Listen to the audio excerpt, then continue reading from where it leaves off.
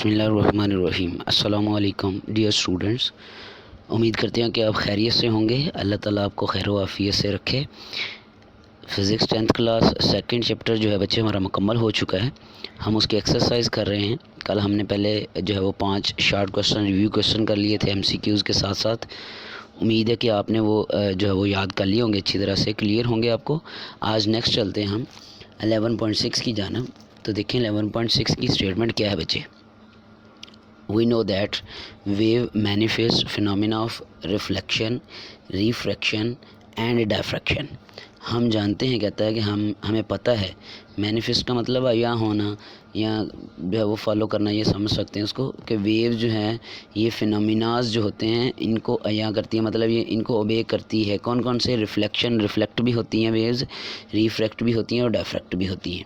सो कहते हैं does sound also manifest these characteristic. क्या साउंड जो है, साउंड वेव्स जो हैं वो भी इन जो हमारे पास करेक्टरिस्टिक्स हैं, यानी ये खसूसियात जो रिफ्लेक्शन, रिफ्रैक्शन और डायफ्रैक्शन की हैं, इनको जो है वो ओबे करती हैं। तो बच्चे बिल्कुल हमने पढ़ा हुआ है, साउंड वेव भी हमारे पास जो है वो रिफ्लेक्शन, रिफ्रैक्शन और डायफ्रैक्शन को जो है वो करती हैं, यानी ओबे करती हैं। ये देखें, हमने पढ़ा था फिज़िक्स इनसाइट में। ये आप इसमें फ़िगर भी बना सकते हैं। रिफ्लेक्शन हो रही है, दूसरे नंबर पे रिफ्रैक्शन हो रही है, फिर डायफ्रैक्शन हो रही है और फिर जो है वो अब्जॉर्प्शन हो रही है। तो इसमें हमारे पास जो है ये, हाँ जी, तो बच्चे याद रखिए, यस इसका आंसर होगा हमारे पास। नीचे ये वाली स्टेटमेंट आप इसमें लिख सकते हैं। Sound displace all the properties of wave when it interact with material and boundaries. तो बिल्कुल सिंपल वे में आपने ये बता देना इसका आंसर। नेक्स्ट चलते हैं आगे। हमारे पास है what is the difference between the loudness and intensity of sound. Loudness और इंटेंसिटी ऑफ साउंड में क्या फ़र्क है, फिर इनके दरमियान हमने रिलेशन जो है वो बताना है। बच्चे अगर आपको याद हो तो ये हमने क्वेश्चन जो है वो किया हुआ है। क्वेश्चन, ये वाला क्वेश्चन हमारा हुआ है। दोबारा से एक दफ़ा हम रिपीट कर लेते हैं, इसको रिवाइज कर लेते हैं। हमारे पास जो है ये क्वेश्चन नंबर 6 का आंसर है जी, yes sound wave also manifest these characteristic. इसमें आप ऐड कर सकते हैं, फिगर बना सकते हैं। वो स्टेटमेंट जो फिगर के नीचे लिखी हुई थी वो आप इसमें लिख सकते हैं। अच्छा जी, इसमें देखें हमारे पास जो है आपको क्वेश्चन नंबर जो है वो 7 दिखा दें। क्वेश्चन नंबर 7 हमारे पास हमने किया हुआ है। क्वेश्चन नंबर 7 ये देखें जी, इंटेंसिटी जो है हमारे पास, इंटेंसिटी लेवल ऑफ साउंड जो है, ये अगला क्वेश्चन है। इससे अगला है ये हमारे पास, ये देख लें जी। हाँ जी, what is the difference loudness और इंटेंसिटी में डिफरेंस क्या है और इनका रिलेशनशिप। पहले लाउडनेस के 5 पॉइंट बताए हुए हैं, ये अच्छी तरह कर लेने, ये हमने पहले पढ़ लिया बच्चे। फिर इंटेंसिटी ऑफ साउंड के जो है वो पॉइंट बताए हुए हैं, फिर इनका रिलेशन बताया हुआ है, फिर इनके जो है वो यूनिट, इंटेंसिटी ऑफ साउंड का यूनिट जो है वाट पर मीटर स्क्वायर कैसे निकाला। ये वाला जो है बुक पे नहीं है, ये आपने अच्छी तरह से बच्चे कर लेना। ये वाला हमारे पास जो है ना सारे का सारा ये किस तरह से निकला है, ये इसके जो है वो फार्मूले से निकला है। तो ये अच्छी तरह से आपने जो है वो इसको याद कर लेना। ये हमारे पास क्वेश्चन नंबर 7 हो गया बच्चे। आगे चलते हैं, हमारे पास जो है वो क्वेश्चन नंबर 8 है। On what factor does the loudness of sound depends. Loudness जो है हमारे पास साउंड की, वो किन फैक्टर्स पे डिपेंड करती है। ये भी जो है हमारे पास क्वेश्चन हमने कर लिया था। इधर से मैं बुक से ही आपको, टेक्स्ट बुक से इसका बता देता हूँ। हमारे पास जो है वो लाउडनेस किन फैक्टर्स पे डिपेंड करती है। जिधर जो है वो लाउडनेस आती है, ये देखें, A amplitude of vibrating body है, एरिया ऑफ वाइब्रेटिंग बॉडी है, distance from the vibrating body है। ये लाउडनेस लिख के ये अब हमारे पास जो है वो कान जो है उसकी जो कंडीशन है हमारे पास, उस पर भी एयर की कंडीशन जो है उस पर भी हमारे पास लाउडनेस डिपेंड करती है। ये हो गया जी हमारे पास क्वेश्चन नंबर 8 का आंसर। बिल्कुल बच्चे इजी हैं, वही टॉपिक जो हमने पढ़े हुए हैं वही इनके आंसर हैं। आगे चलते हैं number 9, what do you mean by term intensity level of sound, name and define unit intensity जो है, यूनिट ऑफ इंटेंसिटी लेवल। ये भी हमने किया, अभी मैंने ओपन किया था इसको, दोबारा से मैं आपके लिए ओपन कर देता हूँ। इंटेंसिटी जो है हमारे पास, इंटेंसिटी ऑफ साउंड जो है वो क्या है और इसके यूनिट कौन कौन से हैं। तो ये देखें जी, आपके इसमें हमारे पास है जी, what do you mean by term intensity level of sound. ये इसकी डेफिनेशन है, difference between loudness L of unknown sound and loudness L nought of the faintest sound जो होगा, उसमें जो डिफरेंस वो हमारे पास इंटेंसिटी कहलाएगी, intensity of sound. Intensity level बोलेंगे, फिर इसका जो है ये देखें यूनिट, इसका फार्मूला पहले निकालेंगे, फिर इसका यूनिट निकालेंगे। याद रखना बच्चे, ये वाले जो स्टेप्स हैं ये वाले बुक पे नहीं हैं, आप इसको इधर से अच्छी तरह से इसको तैयार कर लेंगे। लास्ट पे इसके यूनिट बताए हुए हैं, बेल और डेसिबल, इसके 2 यूनिट हैं। ये अच्छी तरह से अपने बच्चे इसको तैयार कर लेना है। ये होगा जी हमारे पास क्वेश्चन नंबर 10 देखें जी। What are unit of loudness, why do we use logarithm scale to describe the range of sound intensities we hear. देखें इसमें बच्चे बाकी तो आप वैसे ही डिफ़ाइन कर देंगे कि हमारे पास लाउडनेस क्या है, इसके यूनिट क्या हैं, जो हमने पहले पढ़े हैं बेल और डेसिबल, इनके दरमियान रिलेशन जो है। और बाकी इसमें है हमारे पास कि हम लॉगरिथम को क्यों यूज़ करते हैं, तो ये भी उधर लिखा हुआ है कि रेंज ऑफ साउंड इंटेंसिटी जो है हमारे पास वो बिल्कुल बहुत कम, जो 10⁻⁻12 जो ये इसलिए हम बच्चे लॉगरिथम स्केल जो है यूज़ करते हैं कि हमारे पास जो होता है 10⁻⁻12 वाट पर मीटर स्क्वायर से साउंड इंटेंसिटी की रेंज जो है 1 वाट पर मीटर स्क्वायर से ज़्यादा होती है। सो इतनी ज़्यादा रेंज है हमारे पास, बहुत ज़्यादा, is so wide that is difficult to calculate their intensity level, कि इनको जो मेजर करना है वो कैलकुलेट करना वो मुश्किल है। इसलिए हम जो है वो इंटेंसिटीज़ जो हैं वो स्केल करते हैं बाय फैक्टर ऑफ 10, यानी लॉगरिथम में ले चलते हैं इसको। In this way their sound level can easily calculator. So इसमें चल के हम जो है वो बेल में, डेसिबल में करते हैं। फिर इसके अलावा डेसिबल स्केल जो है हमारे पास लॉगरिथम का, वो मेजर करता है amplitude of sound waves, loudness of sound जो है वो in a logarithm scale equal interval correspond to multiply by 10 जो है वो instead of adding equal amounts. तो ये बच्चे याद, ये बिल्कुल अल्फ की स्टोन जो है उधर लिखा हुआ है बच्चे, इसका answer why do we use logarithm scale, तो वो अपने याद कर लें। बाकी तो वही है जो हमने पहले भी रिपीट कर लिया है।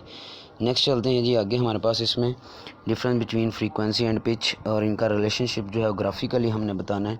फ्रीक्वेंसी और पिच का जो रिलेशनशिप है ये बताना हमने ग्राफिकली। ये भी हमने क्वेश्चन बच्चे पहले कर लिया है कि हमारे पास जो है वो फ्रीक्वेंसी और पिच जो है, फ्रीक्वेंसी होती है नंबर ऑफ़ वेव्स पर सेकंड, तो पिच जो होती है वो करैक्टरिस्टिक है हमारे पास साउंड की, जो कि हमारे पास श्रिल और ग्रेव साउंड में डिस्टिंग्विश करती है। पिच डिपेंड करती है फ्रीक्वेंसी पे, जितनी हाई फ्रीक्वेंसी हाई पिच होगी उतनी हाई फ्रीक्वेंसी, मतलब जो आवाज़ है औरतों की, voice of ladies and children जो है वो हायर होती है उसकी फ्रीक्वेंसी देन फॉर मैन यानी जो आदमी है उनकी आवाज़ जो है उनकी फ्रीक्वेंसी लो, पिच भी लो होती है। तो ये आपने शो कर देना इसको, ये ग्राफिकली भी इसका बयान किया हुआ है बच्चे। नंबर 12 चलते हैं जी। Describe the effect of change in amplitude on loudness and effect of change in frequency of pitch of sound. तो इसके लिए बच्चे आप लाउडनेस से ही देखेंगे, हमारे पास जो है लाउडनेस से ही इसका आंसर हम देखेंगे कि हमारे पास एम्पलीट्यूड का जो है वो क्या असर है। देखें तो ये इफ़ेक्ट जो है लाउडनेस के, उसी से हम इसको सीखेंगे। ये देखें ज़रा बुक अपनी पेज खोलें लाउडनेस वाला, तो उसमें चलें। हमारे पास जो है ये है जी हमारे पास एम्पलीट्यूड, ये है हमारे पास इसका लाउडनेस का। लार्ज एम्पलीट्यूड जो है हमारे पास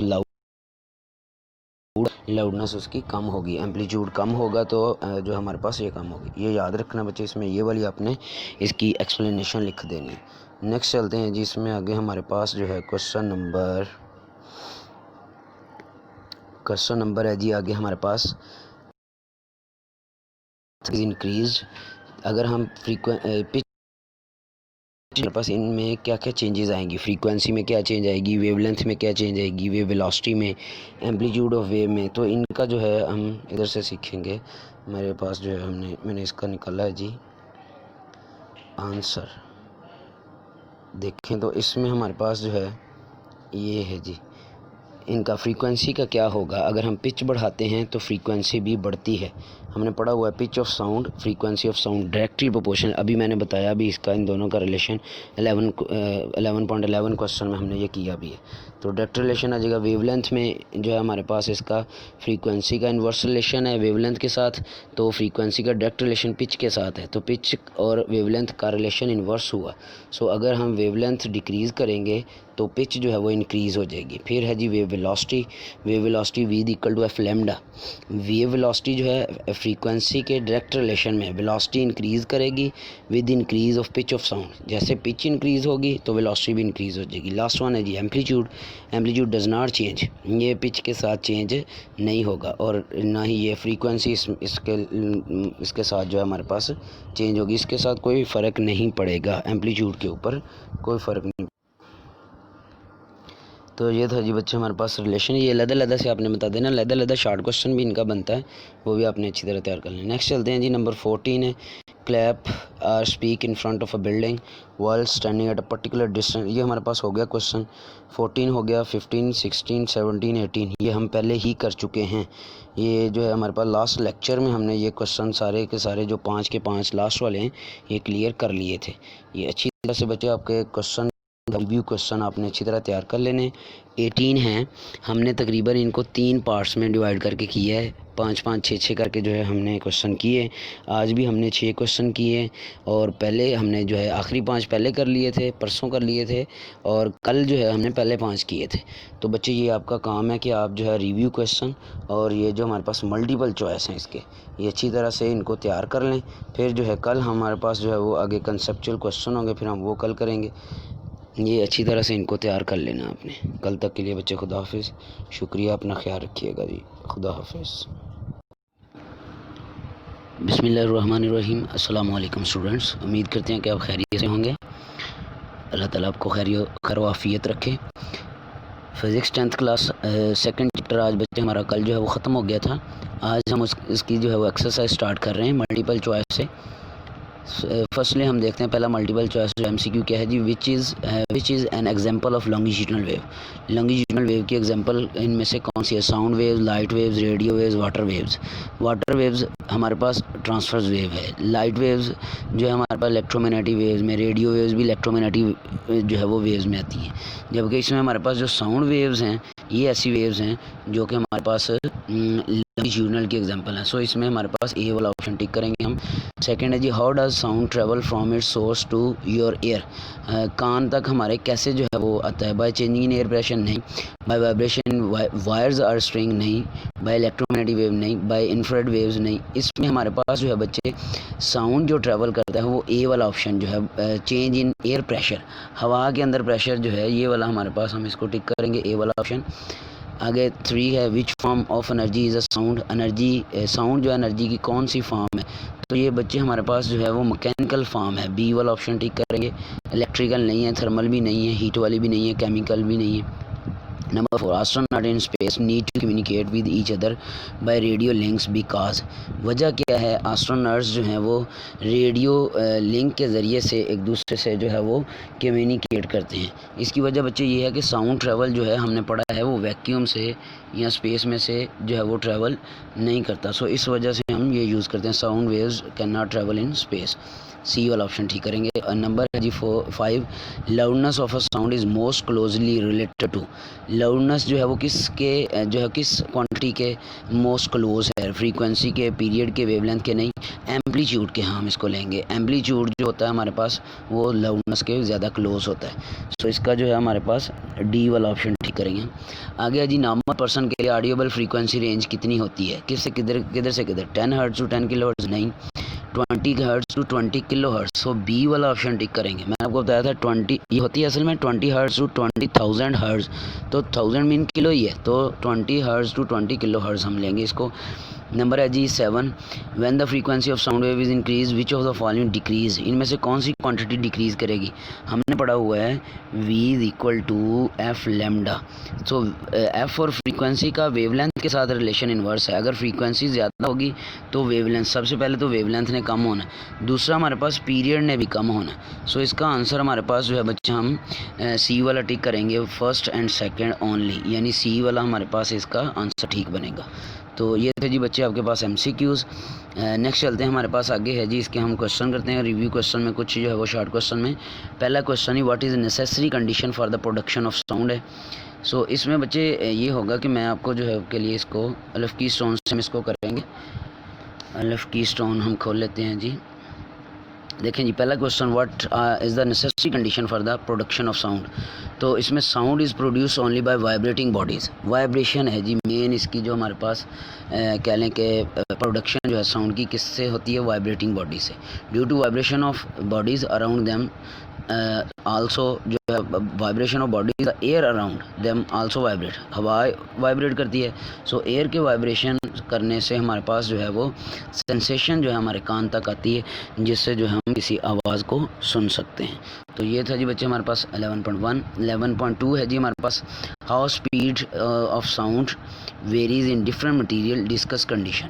स्पीड ऑफ साउंड जो है कैसे वेरी करती है डिफरेंट मटीरियल में, और इसको हमने डिस्कस करना है, इसकी कंडीशंस को।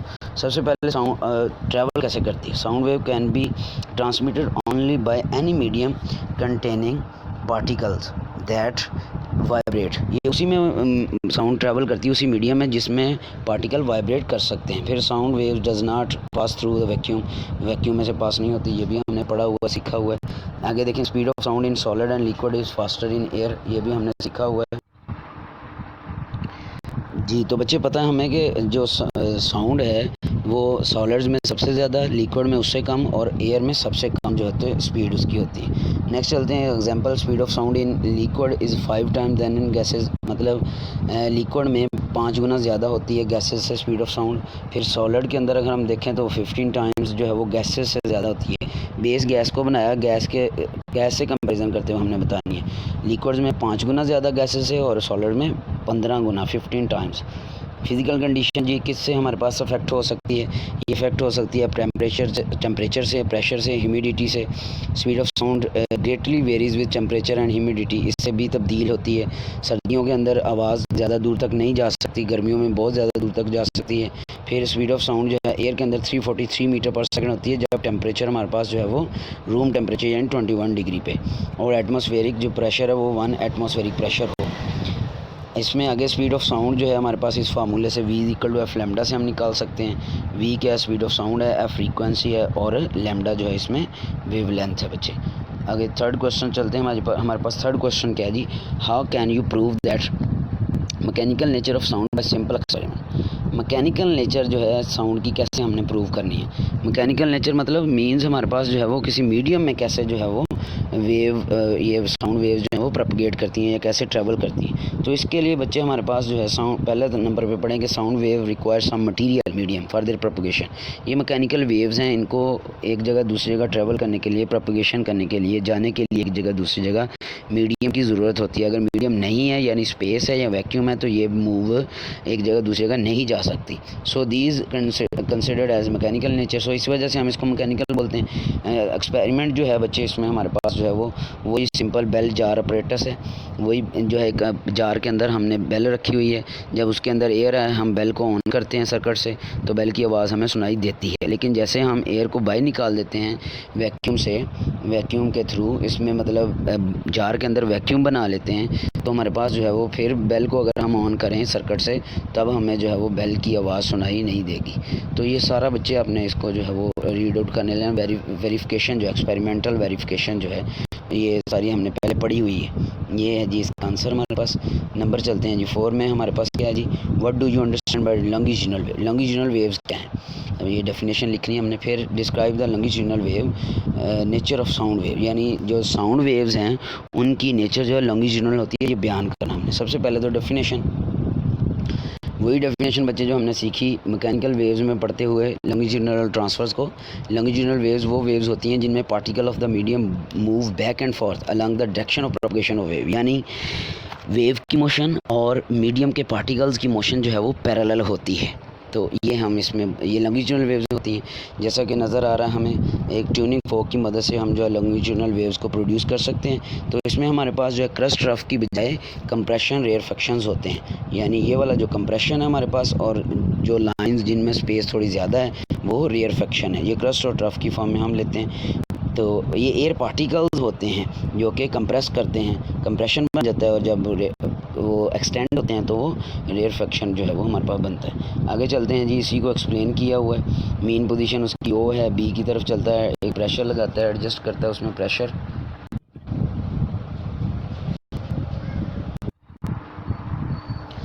हाँ जी, लॉन्गिट्यूडिनल वेव हम देख रहे हैं बच्चे, देखें कंप्रेशन जो है वो है हमारे पास एक लेयर है हवा की। क्या होता है जब हम बोल रहे हैं, मैंने आपको समझाया था ये पहले भी, जो हमने पढ़ा था कि जब हम बोल रहे हैं, फॉर एग्जांपल मैं बोल रहा हूँ तो मेरे जो मुंह के आगे एयर पार्टिकल्स हैं उनके ऊपर हवा का दबाव लग रहा है, प्रेशर लग रहा है, फोर्स पर यूनिट एरिया लग रही है उसके ऊपर, उन मालिक्यूल्स के ऊपर, एयर मालिक्यूल्स, एयर पार्टिकल्स के ऊपर। सो जब वो कंप्रेस होते हैं, मतलब जब उनके ऊपर प्रेशर लगता है तो वो कंप्रेस होते हैं, तो उसको हम बोल देते हैं कंप्रेशन। ये कंप्रेस्ड एयर लेयर जो है इसको कंप्रेशन बोलते हैं। ये एक लेयर जो है वो अगली लेयर को कंप्रेस करती है, अगली को करती है, सो ऑन। इस तरह से ये कंप्रेशन हमारे पास चलता है। फिर अच्छा, जिधर से कंप्रेशन आगे चल पड़ा, पीछे रेयरफेक्शन क्रिएट हो जाता है। रेयरफेक्शन क्या है हमारे पास? ये रेयरफेक्शन है जिधर हमारे पास एक्सपेंशन होनी है। फॉर एग्जांपल ये देखिए ना ज़रा, ये वाली फिगर, इसमें एक कंप्रेशन दिखाया हुआ है, दो रेयरफेक्शन उसके इर्द गिर्द दिखाए हुए हैं। तो इस तरह से ट्यूनिंग फोक के हमारे पास जो है वो आगे एक स्टार्ट हो जाता है सीरीज़ जो है इसकी कंप्रेशन रेयरफेक्शंस की, जो कि सो ऑन लगातार आगे चलती रहती है, जिससे हमें पता चलता है कि ये हमारे पास वेव जो है प्रोपगेट करती है, साउंड वेव जो है वो एयर के अंदर। As it is clear from figure that direction propagation of sound is along the direction of oscillating in air particle molecules। अच्छा, एक ये बात भी है कि जिधर को हमारे पास जो है वो वेव ट्रैवल कर रही है, वेव प्रोपगेट कर रही है, उधर ही को जो है हमारे पास इसके जो मीडियम है, पार्टिकल्स जो हैं, एयर पार्टिकल्स, एयर मालिक्यूल्स जो हैं, मीडियम के पार्टिकल्स जो हैं वो भी उधर ही को मूव कर रहे हैं, उधर ही को वो वाइब्रेट कर रहे हैं। सो इसको हम इसीलिए बोलते हैं लॉन्गिट्यूडिनल वेव। सो ये हमारे पास शो करती है जी नेचर इसकी। फिर आगे distance between two conjunctive crust, compression and rarefaction जो है वो हमारे पास उसको वेवलेंथ बोलते हैं। नीचे इसकी इलस्ट्रेशन दी हुई है लॉन्गिट्यूडिनल वेव की। इलस्ट्रेशन हमारे पास वेव कैसे बनती है, फिर इसमें जो है हमारे पास उसने बताया हुआ है बच्चे, ये देखें ज़रा इसको, ये हमारे पास जो गहरा ब्लू कलर है ये हमारे पास रेयर कंप्रेशन है, कंप्रेशन मीन क्रस्ट है, और जो दूसरा हमारे पास है वो रेयरफेक्शन है। जो गहरा ब्लू कलर है ये हमारे पास कंप्रेशन को शो कर रहा है, जबकि जो हल्का ब्लू या वाइट सा नज़र आ रहा है वो हमारे पास जो है रेयरफेक्शन को शो कर रहा है। ये बात हमने पढ़ी हुई है बच्चे। जो कंप्रेशन है वो क्रस्ट को जो है वो रिप्रेजेंट कर रहा है, और जो रेयरफेक्शन है वो ट्रफ को रिप्रेजेंट कर रहा है। ये इलस्ट्रेशन है जी हमारे पास लॉन्गिट्यूडिनल वेव्स की। So while rarefaction are the regions compressed to low air pressure, low density जिधर एयर पार्टिकल्स की होगी। इधर उसने बच्चे ये बताए हुए हैं कंप्रेशन और रेयरफेक्शन का। कंप्रेशन जहाँ पे एयर प्रेशर ज़्यादा है और सराउंडिंग से जहाँ प्रेशर ज़्यादा होगा, और डेंसिटी जो है एयर मालिक्यूल्स की, एयर पार्टिकल्स की, वो भी ज़्यादा होगी। ये तो जी फोर्थ वन। अब अगर लास्ट वन चलते हैं जी, हमारे पास 11.5 जो है sound is a form of wave. हमने पढ़ा कि साउंड जो है एक वेव की फॉर्म है। कहता है जी इसकी रीज़न बताएं, इस चीज़ को सपोर्ट करने के लिए, इस आइडिया को सपोर्ट करने के लिए कोई से अपने पॉइंट बताने हैं कि वाकई ही साउंड जो है एक वेव है।